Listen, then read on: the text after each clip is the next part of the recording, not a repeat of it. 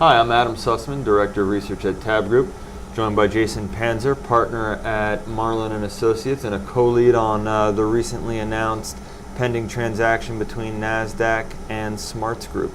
Jason, tell me a little bit more about the status of the deal so far. The transaction was signed, the purchase agreement was signed approximately a week ago, actually. Right. And all that's left is some regulatory and shareholder, some minor matters which should be all wrapped up in Q3, and looking forward to getting the transaction closed. Right. So it's not as if someone can come in here and kind of pick up Smarts Group out from underneath NASDAQ. No, it's a private transaction, and everyone's pretty happy about the marriage between NASDAQ and Smarts Group. Yeah, and tell me a little bit about how that relationship between the two companies got started. The relationship goes back some time, actually. NASDAQ implemented the Smarts system a few years ago, and so they've been working together for a while. Right. And it just seemed, given the trends in market surveillance space and what's happening with exchanges going into providing more and more technology services, that Smarts was a good fit for NASDAQ. And tell us a little bit more about Smarts itself. I mean, how long has the company been around, and what's the background of the folks there?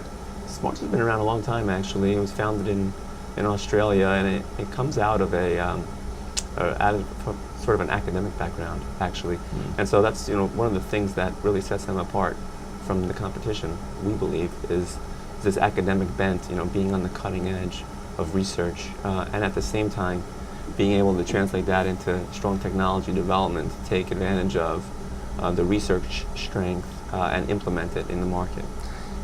Clearly a lot of the exchanges are going after a technology revenue stream, and Smarts seems to fit into NASDAQ's strategy in that space. But what does Smarts really get out of this? I mean, were they just are they looking for capital to grow? Were they just looking for a little retirement funds? I mean, what was the impetus for those guys? Well, as you said, the exchanges have certainly made a big move into technology and sort of building their business outside of the traditional revenue streams of an exchange. New York Stock Exchange Technologies, LSE, Deutsche Börse, and NASDAQ are all moving outside of just the everyday operations and moving into technology. And so it was a good move for NASDAQ. On the Smarts side, the U.S. is a huge market, and Smarts is all the way down in Australia. And they've done very, very well, but in order to penetrate and crack the U.S. market, they thought it would be a good idea to have a larger strategic partner. And given the relationship over the years, moving forward with NASDAQ made a lot of sense. So did you have to fly all the way to Australia, or did you make those guys come here? I was lucky. A couple of my colleagues went down to Australia, and I managed to avoid the long trip. I would love to go, but I didn't want to go for just a few days. Yeah, right.